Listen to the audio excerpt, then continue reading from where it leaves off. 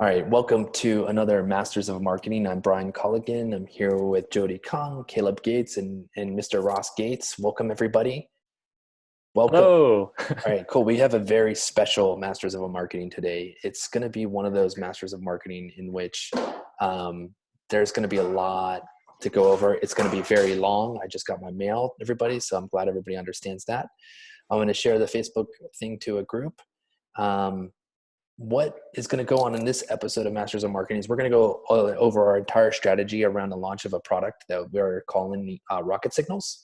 The basic premise of Rocket Signals is that data is stale and signals are fresh. And so if you want to play in the data game, like a lot of people are going to sell you data. We've talked about this in the past around data and data velocity.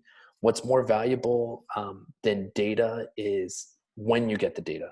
So as soon as you get the data, it's the most valuable thing in the world the second you get it.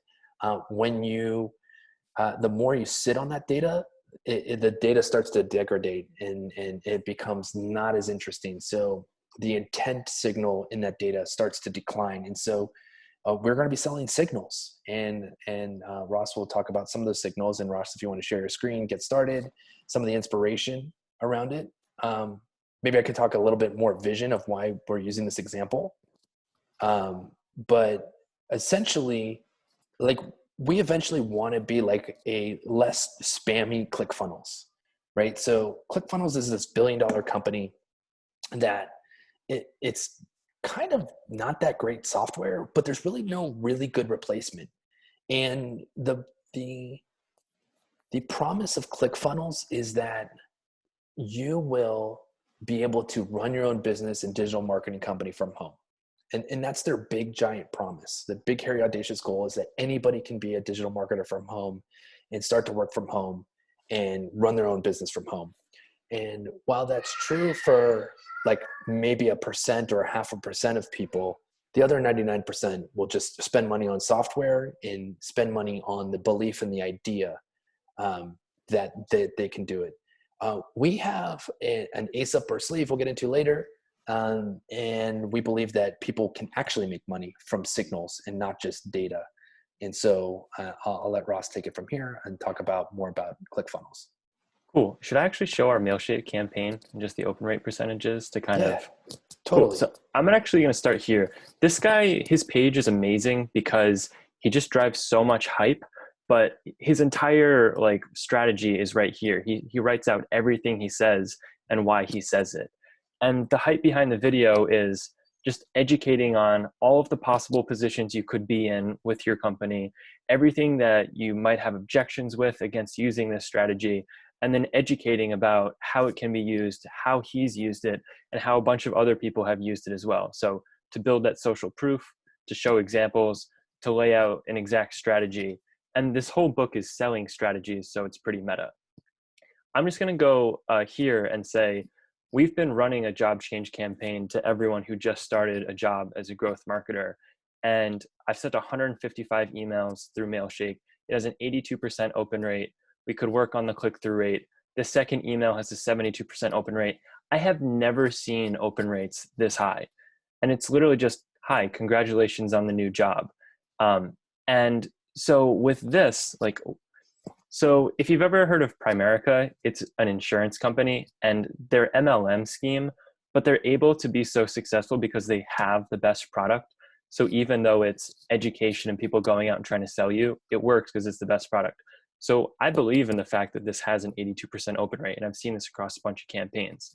So I can set up one of these pages that talks you through exactly everything that I've done to hit an 82% open rate and why my solution is the solution that you should go with.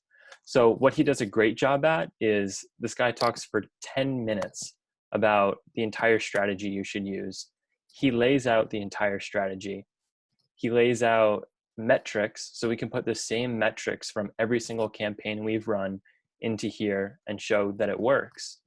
Then he's laid out a bunch of other people who have also used it and gotten it to work, where we can put all of our customers that we're supplying this data to right now. We're doing it as a service instead of a product because we're just pivoting toward this. we have the ability to get mass amounts of data, but we have only just pivoted to focusing directly on job changes. So we're doing it as a service for a couple clients where we can get their videos up. They can talk about how they've done it in their own business. And then we can basically have a, what's it called, like a calculator showing how big your entire addressable market is, get you some free leads or something as an incentive to sign up, and close you. The caveat is we've actually pitched job changes to a bunch of people, and a lot of them have turned it down. And yet they come back about 3 weeks later and say, hey, we have this great idea internally. Can we get everyone who's just switched into a new position? And can we make a campaign around that? To which we go, yeah, that's a great idea you came up with. We'd love to do that. Where we actually pitched them the idea months ago, but now they think it's their own idea. The more that we can say in a page like this to just educate and drop little nuggets in people's laps, then eventually they'll kind of get it like incepted in their head, and they'll be like, that's a great idea, I should try that. I don't know where I heard about it, but I'm going to go ask these guys because it seems like they do it. And so that's why we're doing this page. Bryan, back to you. Okay. Am I off mute? I think Yep. I'm on mute. Okay, cool. So yeah, I think there's a bunch of things in there, like incept the user. We had one client come back to us 3 months later, and what's amazing about this particular signal is that it makes a ton of sense, and we can go into the reasons why, and I think we'll do that as we kind of go into each of the personas. The first persona that I'd like to go off is the marketing persona or the sales persona. So there's kind of two personas. It's like, and this is really like a trade-off dependent upon the organization. The first, do you give this data to salespeople? Do you arm the salespeople, or do you give somebody a kind of like a more generic present? So I think this has to deal with kind of like customer value. And what I mean by that is that the larger that the value of the annualized contract, the more sense it makes to hand this data to the sales team and individually go through it and do something even more special than just congratulations on the new job. So for example, we are probably not going to do that. We're probably going to do more mass mailing. And the reason why we're going to do more mass mailing is because we're just starting a conversation. We're educating people about something that they never knew that could exist, or that it existed in some aspects, but they didn't know that they could buy it. So there's like a lot of education around it. And, like one of the people that basically said in our last couple different masters of marketing is like, you really should never educate. And I think that's true to an extent. So when we're talking about educating our users on our new product or service, we can't really think of it as educating. We're just like nudging them that this is a better way. So what are they really trying to do? Salespeople are trying to start conversations. Marketing is trying to raise brand.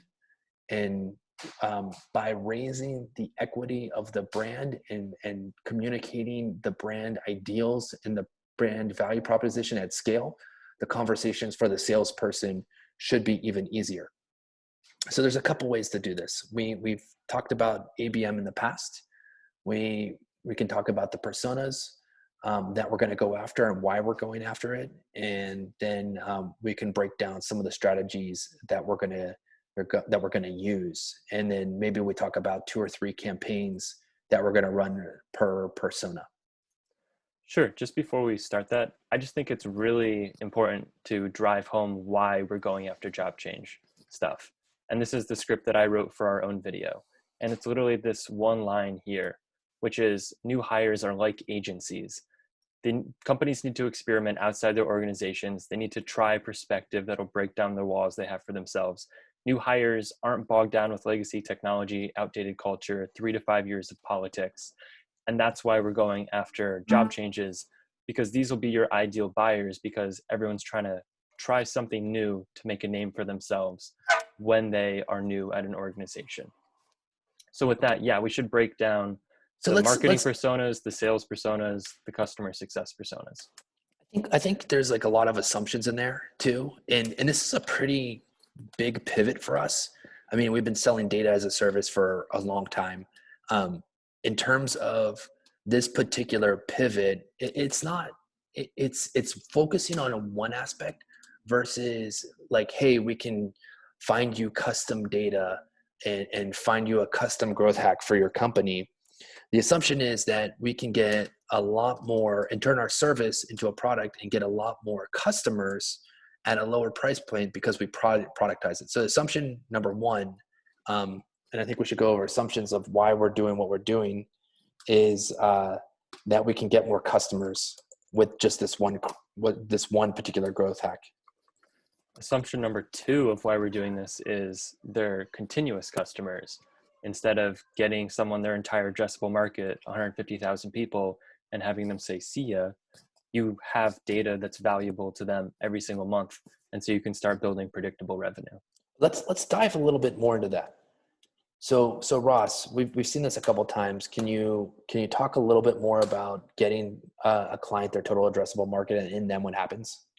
Yeah, so I think a lot of companies overestimate how big the world is. And when you are selling a product, you might say, like, I want to sell to every VP of engineering in the United States. And you think that'll last you years. But there might only be 150,000 of those people. And if you give 500 of those leads to your salesperson every month and you have 20 salespeople, you're done with your entire addressable market in 1 year. So what we've done is, gotten companies their entire addressable market, broken it out over 12 months so we have predictable revenue. And that's great. But after that time, they kind of say, cool, we've used pretty much everyone we can sell to. We either need to double down on this list, or we need to loosen our reins and broaden the list. And loosening and going to a broader market is hard because it's not really consistent. Everyone internally wants to experiment this way and that way. And they aren't really as happy with the data because it's not exactly what they wanted, because they're experimenting with who they didn't really think was going to buy their product. And so after you reach that point, instead of having predictable revenue, it kind of tapers off until they go, cool, we have everyone. It's been 1.5 years. You spent a lot of time building this relationship with us, but we don't need anything else. Yeah, this has happened like literally 5 times at 5 different companies where we've identified their ICP, right? We get them every single individual, whether it's 80,000 leads, whether it's like 220,000 leads, but at some point in time, they may do it every 6. So a lot of customers that we've had in the past have been like every 6 months or once a year. They go, repull everything from me. And that's cool. Like, maybe they come back, maybe they don't come back. We offer a good service. So we have like a lot of returning customers, but it's not really consistent. It's like only like 2 to 3 times a year, or maybe they're trying a new campaign for a new market. But it's not something that's within their ICP. And so it doesn't it's not our fault that, they came to us and said, oh, well, we want, hospitality, and they were selling to SaaS before. Right. So it's like, there's a lot of people that are basically like pivoting and trying to expand their market. One of the other conversations that occurred over the last couple months was, there's a lot of conversations going on Twitter at SaaS enterprise companies that essentially, a lot of people are investing in customer experience and customer support. Now, what this means is, when they're investing in customer experience and customer support, they're trying to land and expand their target accounts versus trying to like figure out how to expand their market. And in a lot of cases, these SaaS companies have experienced the same things. They've already hit their total addressable market, meaning that like they have to go to new markets. The new markets aren't as ideal of a ideal client persona as the things that have been working in the past. So they have to work them even harder. The salespeople get frustrated. They jump. If they're not making their high commissions that they want, they're going to jump. And so it's really important to give something that people can work, that they believe in, because if they don't believe in the strategy, they're going to jump as well. Which brings up another interesting point. I've been at a couple of different organizations where we've pivoted the product or service, and you lose a lot of buy-in from the team, right? So it's really important that we're gonna do this today. We're gonna talk about this here. I've had friends and family say, why is this 12th idea? Why is this 11th idea going to work and the other ones didn't work? And so it's important to have assumptions, run it as an experiment, really kind of go through the steps. And I want to be like, kind of like intellectually honest about why we're doing what we're doing. Because we want something that's repeatable. We want something that's happening every single month, that somebody's willing to pay for every single month. That's something that adds tremendous value to them. Because in the data game, generally you hit your total addressable market and you're done. So there's like these ideas of these after products. And the first after product we had was the video after product, and then educate them and entertain them with edutainment with video. And so this isn't off our mission in terms of the assumption of our products that we build, and the underlying assumption of the products that we have is that you can get the data of your total addressable market, you tag them, you hit them with content, you do your ABM, but then what, right? So we have to dive in deeper and and when I mean dive in deeper, we have to dive into different tactics and recipes to extract the value of the audience. Right. Just talking about our long-term goal, we always say our long-term goal is to be the Costco of data. Costco has become such a large company because they understand that they're commoditized. They keep that portion of it at a reasonable price, and then they just expand into a bunch of other product lines. So along with all of the other pivots, we're set up to do massive scrapes for people, but we can only do a few clients because it's all manual. So if we can bring the price down, then we can justify putting all the systems in place to turn it into a product. And then we can bring the price of data down over time, such that the video platform, the voice platform, all these other platforms can be easily powered by people who didn't have access to the data previously and are willing to try a new experiment like we wanted them to try previously, because the price of the data is within their grasp. Absolutely. So let's go into the different personas. Let's start to dive in there. We have a marketing persona, we have a sales persona, we have like a high level director, VP of sales, we have a marketing manager, we have the person who is like a CRO or whoever has control of the CRM. So there's like a lot of like sales, the VPs of sales, directors of sales are kind of sometimes calling themselves the CRO now. It's kind of like a newer title, which kind of is a glorified, how are we gonna do growth and grow revenue from a sales perspective, while growth is, how are we gonna grow from a product perspective, and then the traditional CMO is like, how are we gonna grow brand so it's easier to sell across every single aspect of our business. So I don't necessarily think that this is more tactile. So I don't think CMOs are our target.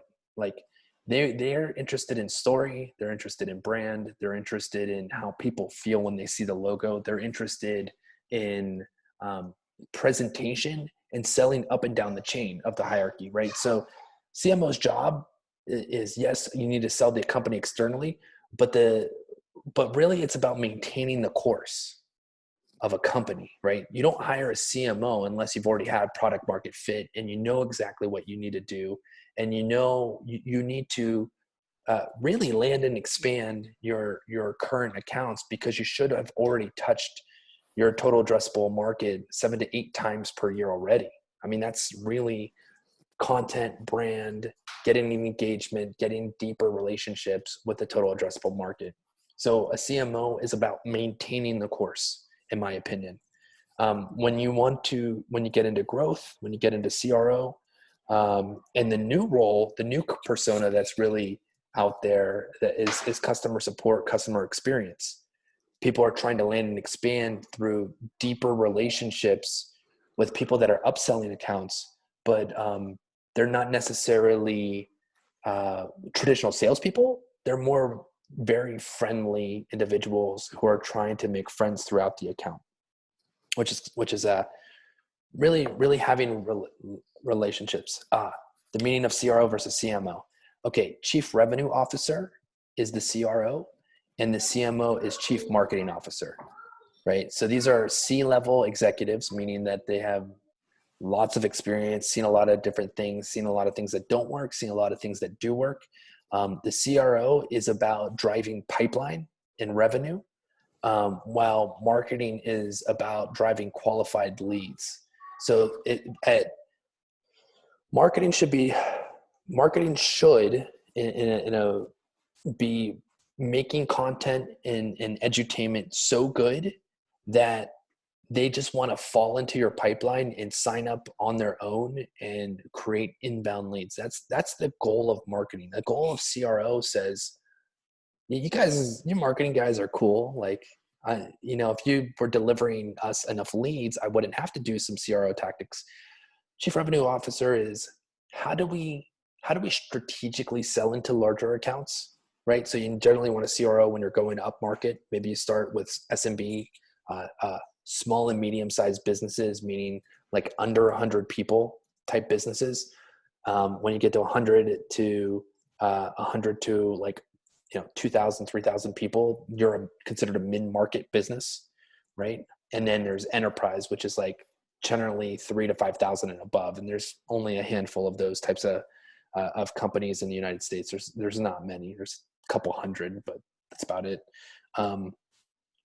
And so when you're selling to the SMB, you need very bite-size recipes and actions. So our product here, we're talking about, we're likely not going to sell to the enterprise, right? And enterprises need like large integrations, large solutions that integrate with everything that they already do, and they just kind of plug in. And you don't want to start there, because if you start there and you miss, the sales cycles are longer, the revenue cycles are longer. And if you miss your product alignment to the market, you're essentially just going to burn your sales cycles. You burn your sales cycles, you burn your cash burn, you run out of money, you're done, right?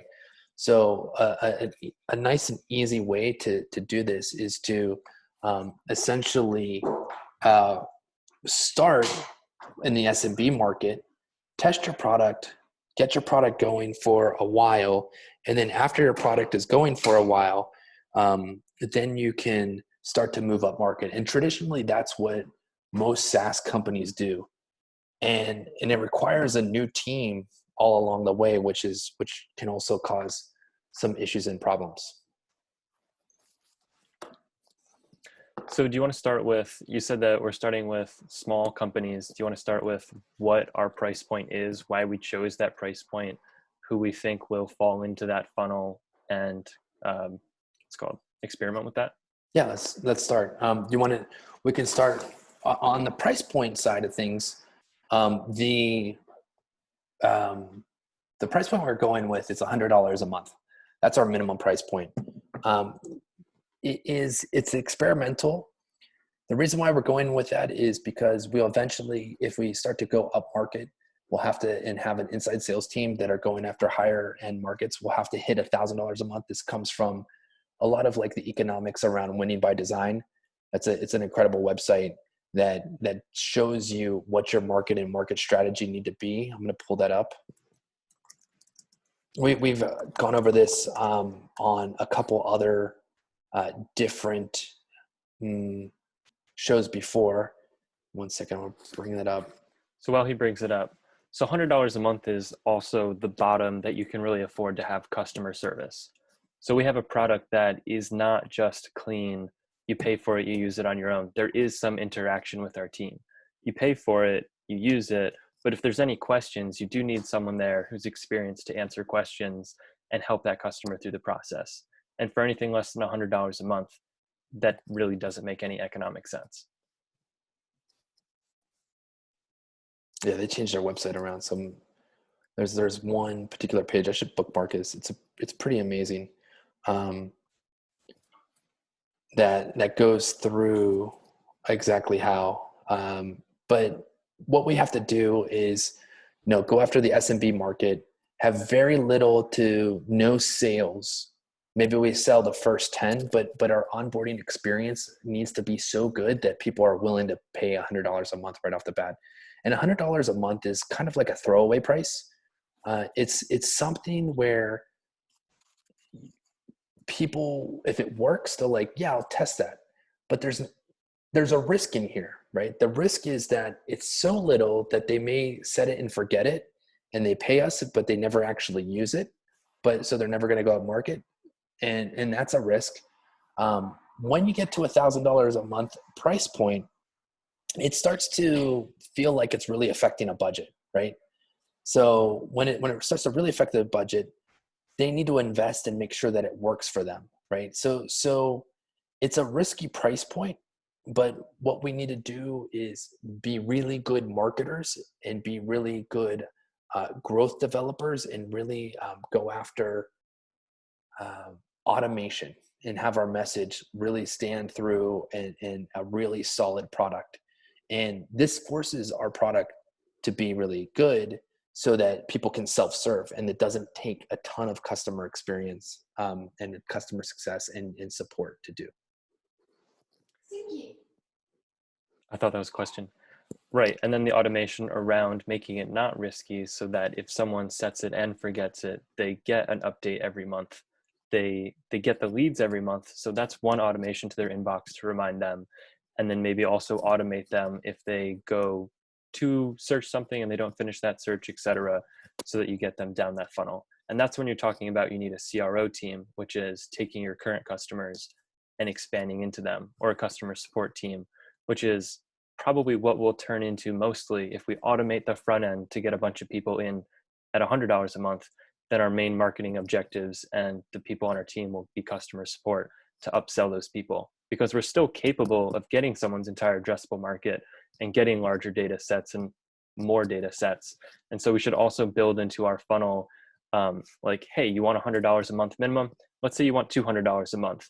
Well, we actually found that there's $400 a month available.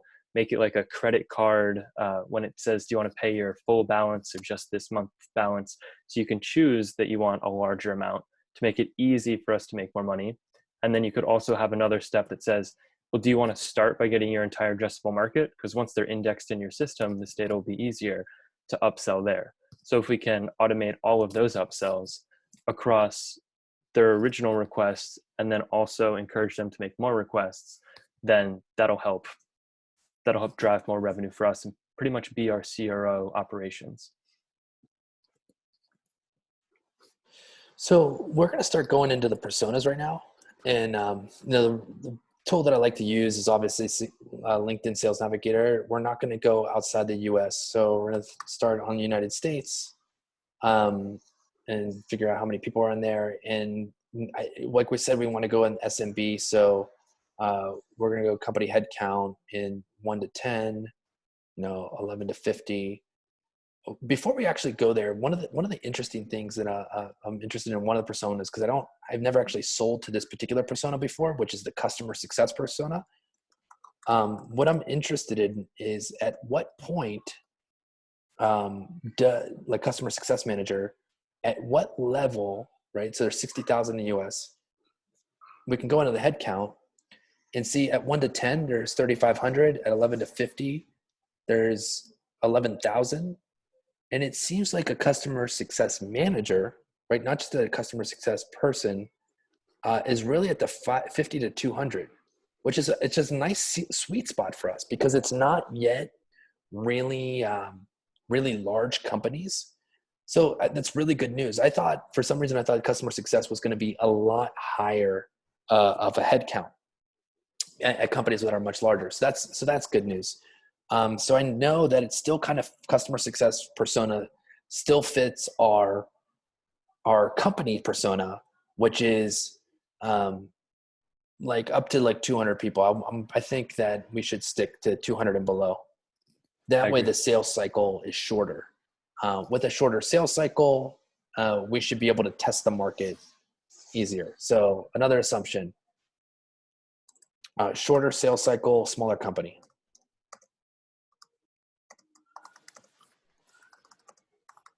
Cool.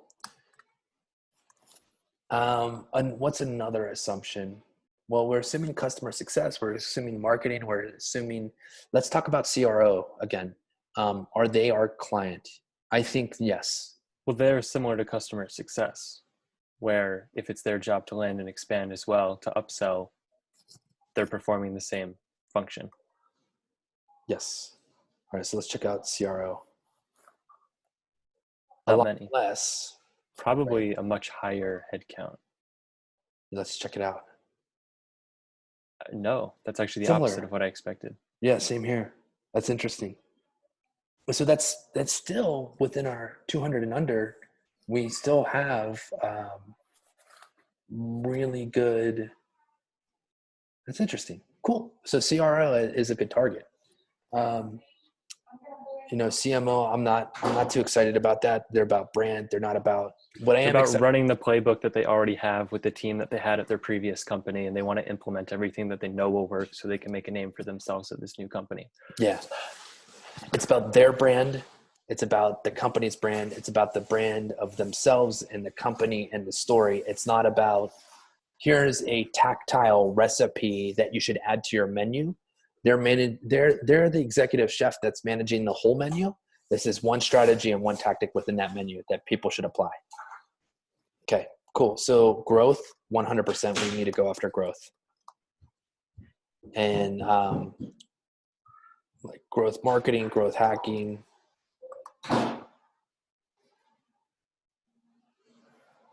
Yeah, that's cool. In the company headcount.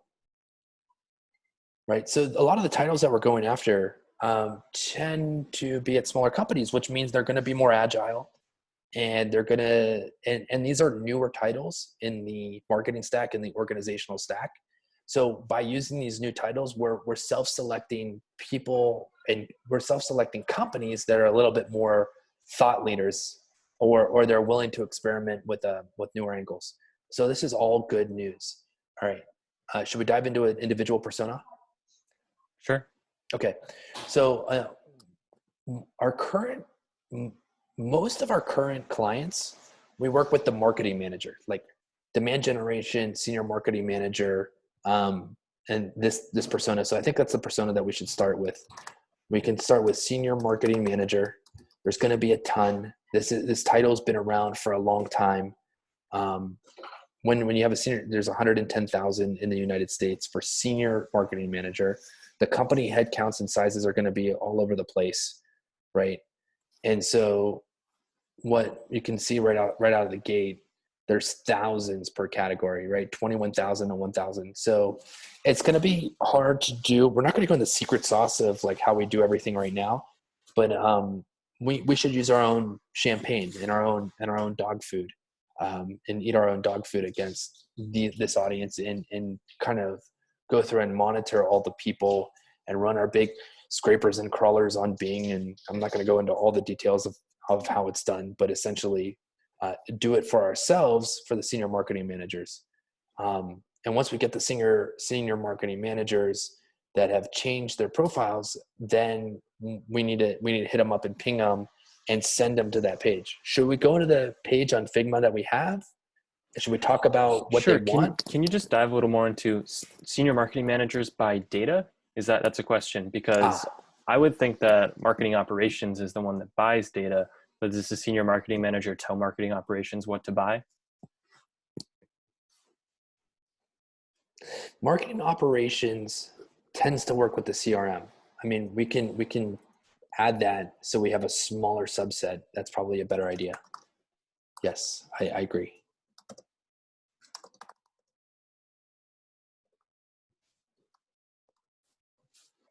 Cool. Yeah. So we went from 100,000 to 3,000. That's good. So there's like 3,500 people now. That's a good campaign size. Generally, like 3 to 10,000 is a good test for a cold email campaign. You can generally figure out whether or not this audience is going to bite from that, and I think they'll bite. So when they're talking about, there's a couple strategies we do here. We're going to do the survey strategy. So we should hit them up with the survey strategy, and Jody on the phone is on the line is gonna help us without that this year, because we can talk to them about data, right? The data that they want, the data that they need, and the data survey. So we're going to definitely do that. I think we should start something with a bold statement as well that can be controversial and that is riveting, and they're either going to disagree with it or just at least be intrigued. You know, like data is dead, long live signals, right? Because basically what we're doing is, if you sit on data for a year and you have a particular target or intent, essentially that person may not be at that position anymore. They may have all their ideas and their campaigns already kind of set, but signals are fresh. And as soon as something changes in somebody's life or in their campaign, they're ready to try something new. So they start a new job, maybe they got a promotion, maybe they got more budget, right? So end of the year, beginning of the year, first quarter, what are your initiatives of the year? That's when a lot of business occurs.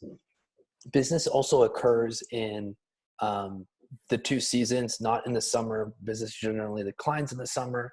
There's an event season that starts at the beginning of the summer months, and there's an event season that's in the fall months, right? So events-driven marketing are a huge revenue generators for a lot of companies, because people tend to not to like get hit by spam and information overload, because they don't know what the clarity of thought is.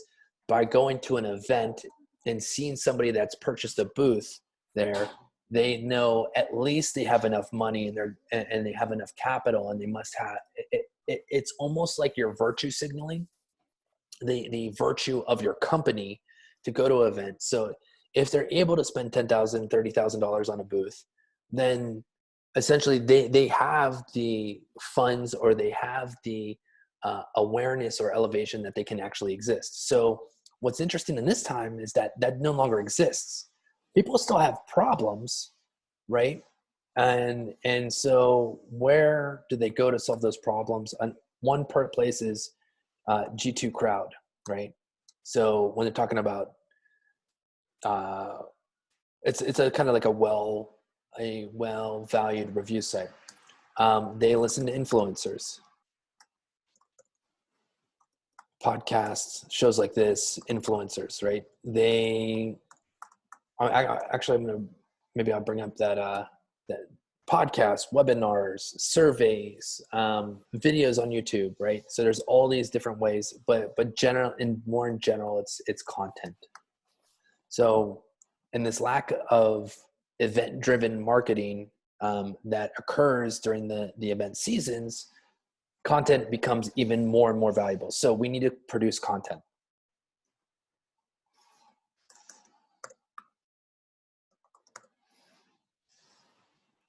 So when I was saying this email is data is dead, long live signals, you know,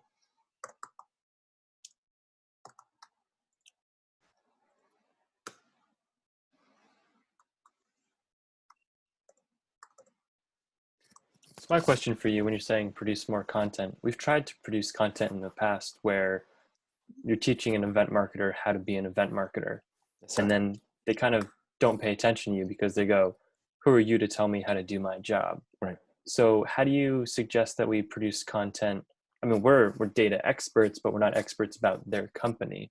So how do we produce content where they don't have the same gut reaction? Don't tell me how to do my job, but they appreciate the small bite-sized chunks that we give them over time. So the content marketing strategy is threefold: video, articles, and engagement, right? So what we're doing for marketing operations, let's get specific. Content for marketing operations. One, survey on how marketing operations uses data, right? Second thing is we're gonna collect this data. We're gonna put that together. We need to interview marketing operations experts. We need to do a breakdown well, way to generate content is reuse somebody that's already, well, if you were to like say to the marketing operations person, what do you want to become?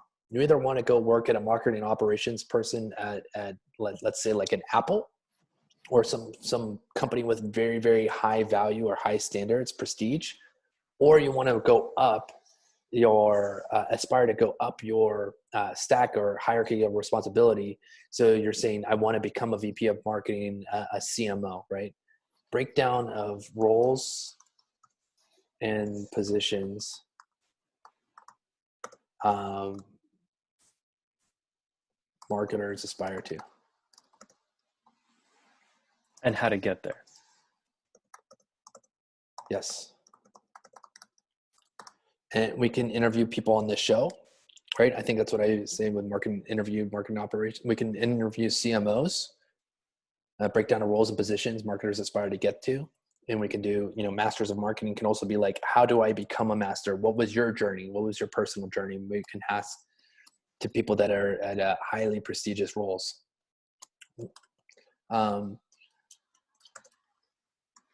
Produce short bite video content to give to search engines. We'll have it on AlphaVoice. We'll put trailers on YouTube, keyworded. SEO on YouTube and AlphaVoice. And I don't really want to get into the article game. That's kind of like played out. You can do like paid ads. I think, one of the beautiful things is with one of our data partners, we also get personal emails, right? So we can create a custom audience or a custom landing page, where when I say custom landing page, specifically for marketing operations, and a custom audience is we take the personal emails of marketing managers, right? We take them, we have a video ad campaign about this content. We don't have to convert them right away. We can just take the content that we perceive to be the best valuable content and push it into a custom audience, and put that custom audience and that content in front of that custom audience on LinkedIn, on Twitter, on Instagram and Facebook, right? I think those are the four YouTube as well. We can create a custom audience. And because we have the personal email of the marketing managers through our data partner, we essentially can start to target and retarget them with data about how to become a better marketer. And we can push out masters of marketing content that we've pulled down into the trailers, and then start the conversation and then see if they want to join the masters of marketing, right? So we're now building a community. We're pulling content out of these videos. We're getting the bite-sized pieces, how they can join masters of marketing, how they can become a CMO, a VP of marketing, what they're personally aspiring to, as well as what are the tactics to do my job well. Because at first it's about figuring out how to do your job. So when you're a junior individual, before you're a senior individual, it's like, how do I even run a campaign? What are the things I need to look at to do a campaign? When you're a senior marketing manager, it means you're running the whole entire campaign yourself, right? So you'll do strategy discussions with the CMO or the CEO, and you'll have some kind of ideas, and you'll spit ideas around, but now you're in charge of the whole entire campaign yourself. As you scale up the hierarchy, you're a VP of marketing, a CMO, you're basically making sure that everybody else is running their campaigns effectively, and you're not burning brand and all these other things. So as you go up the hierarchy in an organization, it's not about how well you do your individual job. It's how your team and the team around you are all working together, and how you sell up and down internally, and not can you do your job externally, right? It's all about internal management when you're at the CMO level, and some of the VP levels. So, does that answer your question? Is there more content we should think about? Yeah, I just want to reiterate that producing short bites of video content for keywords, we should take those out of our long form video content so that we don't have to create new videos. We can just take chunks that answer people's questions. And we should, when you say keyword it, we should use something like href and find questions that marketers are asking that aren't answered or aren't answered well, and get that keyword game of answering all those questions. So we got survey, the interviews. I just want to reiterate that interviewing marketers is a great thing to put in a campaign, because you can send out an email saying, can you recommend a marketer? And that marketer is the marketer that we want to interview. And everyone loves to recommend themselves. So Right. that'll build a relationship with them, because right off the bat, we're adding something valuable to them, which is an opportunity to talk about themselves. Breakdown of roles and positions and how they get there. Yeah, that's valuable in and of itself and will be found. Keywords, custom audience. The custom audience can be sent the same videos that you're keyword optimizing, maybe make them slightly different. And yeah, those sound like All right. great campaigns. I don't have anything to add. Got it. I forgot I was sharing my screen. Cool. So I think for marketing operations, and then of course we need to do the direct email campaign. So what happens in the direct email campaign is it's risky right off the bat. What you're trying to do is start a conversation and start a relationship, but what you're really trying to do is unlock like pent up demand, right? Maybe this is something that they thought about, but they never knew how to execute on. And you aren't going to know until you try to unlock the pent up demand for the campaign. That's what you're really doing. I just want to double down that if we're doing a direct email campaign, yes, we're releasing pent up demand with the first email, but all of the other emails are strategies 1 through 6, just put in email format. So you already have all your content. Right. So you know how to drip on them, and you know how to drip content on them. The direct email campaign is like, you, in an ideal world, you hit them with content, you eat all their ads. They've already had 8 to 10 impressions of you. They've seen your ad, they've engaged with some of your content, they've gone to your website, and then at that point, you go in for the ask of like, hey, let's have a conversation. And they don't even understand how they even saw you or where they even know you, but you have a large enough brand that you've seen in front of people where they already feel like they know you and your brand before you even hop on the phone and start a conversation. And that is that. Hey, Caleb, I know you're there. Do you have any questions or comments so far? Not specifically. This is all great information, though. Cool. I'm not sure we need to go and break down in every single other persona. Like I need a little bit more feedback of which direction we should go to about this. Like, should we get into the exact content of the campaign, or do we need to go into the website, or do we need to go into like a little bit CRO ourselves, or is this like a good starting point and we should do this again when we have another free session? We should do this again. I mean, should we break down the content? No, we shouldn't break down exactly what's going to go in the survey. Cool. We can say that high level, it's going to be simple questions about how people use data. That's it. And it just creates a piece of content that is valuable and people will interact with and want. Should we break down, like, I don't know, we could go high level on each one, but I want to break down as far as going into the website itself. I wouldn't really show the Rocket Leads or Rocket Signals page right now because it's not done.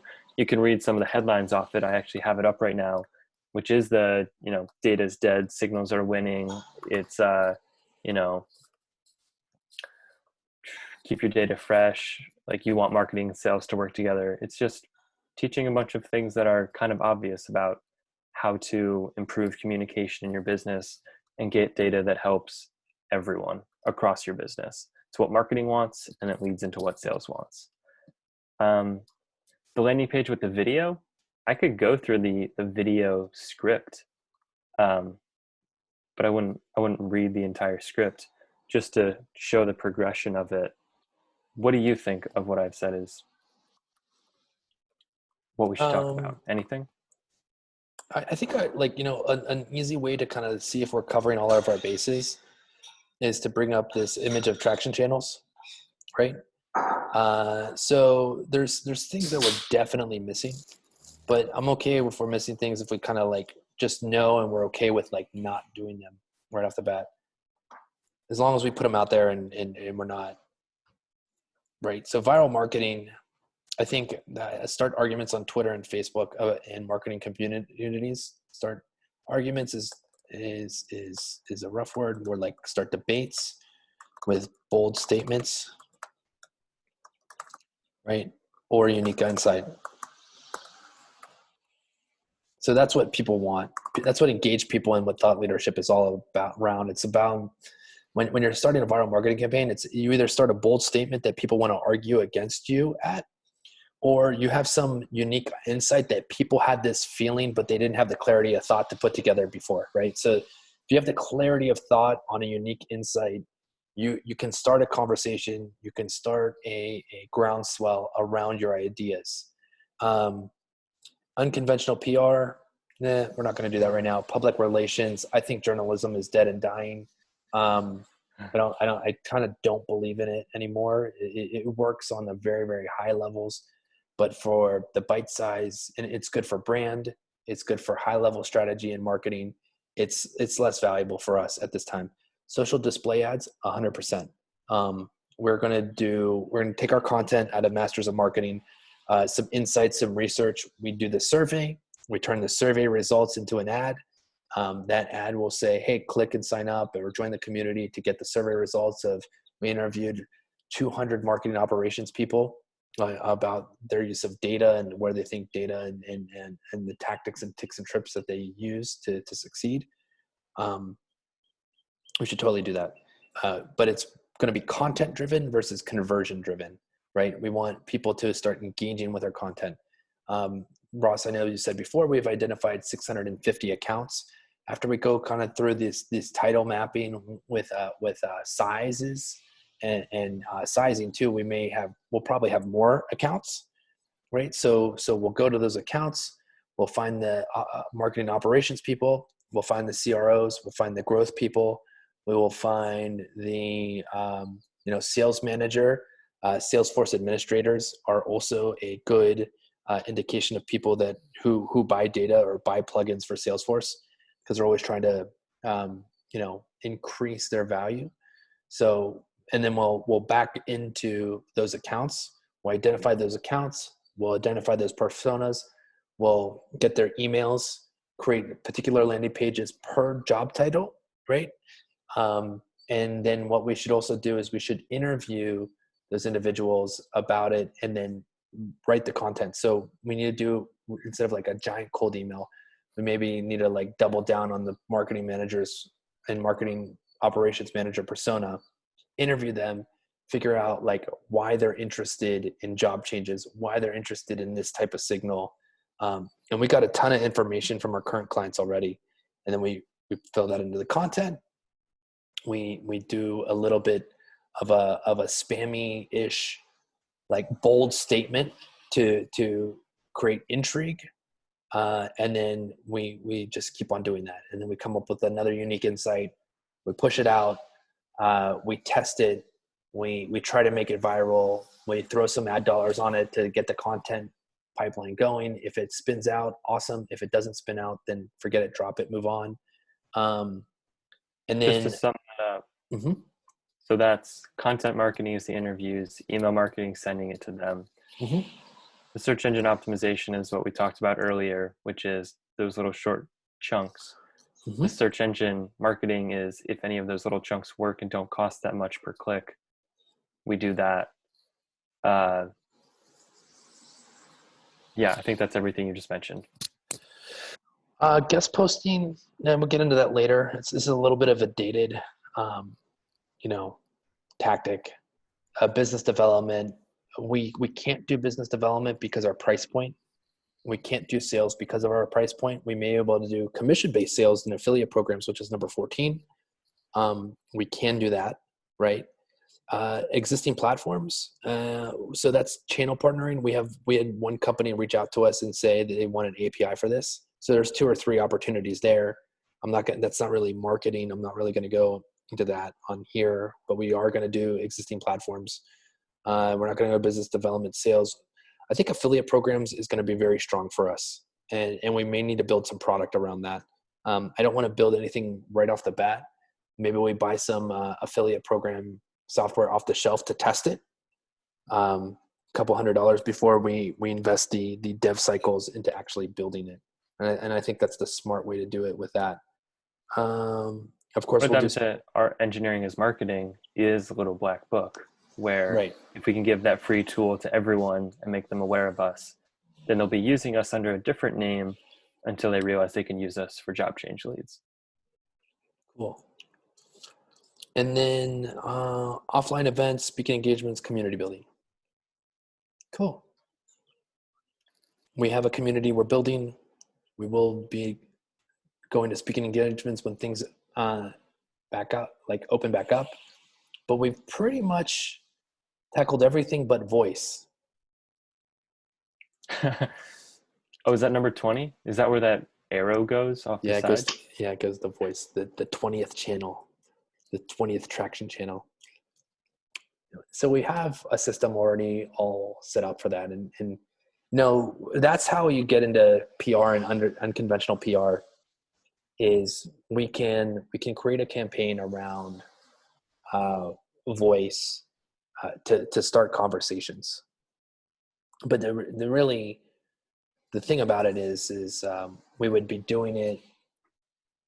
I don't think it's as strong of a sale and as strong of a product, but it could be like our 12th email in the email funnel, in the email cycle, which is like, what are you doing with voice campaigns? And so because we're experts in voice and we're experts in data, we can sell data. We can just have a conversation around voice, right? Not hard sell and tell them all the good, the bad, and the ugly. What have you guys thought about voice? What are you looking to do in voice?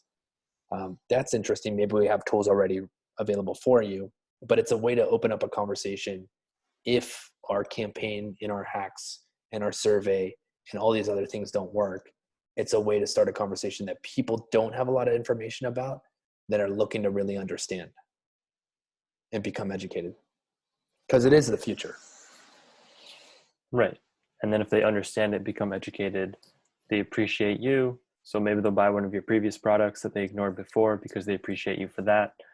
Or maybe they'll ask for something in voice as well. It's awesome. I think it's a good place to stop. It's been about an hour. And that's how we do a whole entire traction launch, a campaign launch or launch around this new product. There's a lot to do in here, and we can go into some other bite-sized pieces of what we did in our survey, how we did our breakdowns of roles. I'm really excited to do the breakdown of roles. I've been wanting to do this campaign for a really, really long time, which is to take a job position and break it down of like, what are the educational pieces that you need to do that. And I think we should do that on a Masters of Marketing is just literally break it down and find a job position that people would aspire to be, a VP of marketing, CMO, or even a marketing operations manager at a company. And then we take down everything that they're asking for and then put together some links for it. And we do it in a video, and then we could do it in an article. And I think that would be super valuable. Let's do it. Cool. All right. It's been another edition of Masters of Marketing. Thank you everybody for watching and looking into this. And I can't wait to show you how we execute, and we'll be pushing out some more campaigns. Awesome. And show you the results. I think we should just open up, maybe not all of our Google Analytics, but maybe like on particularly these campaigns, we'll keyword them. We'll use the UTM codes to reference them, and maybe take some screenshots of campaigns that didn't work and did work. For sure. And some of this stuff isn't made yet, but as it's made, we should put together summaries of how we made it, put together a playbook for anyone else to do the same thing. Sounds cool. That's all I got. That's all I got. Until next time, I'll see you later on Masters of Marketing.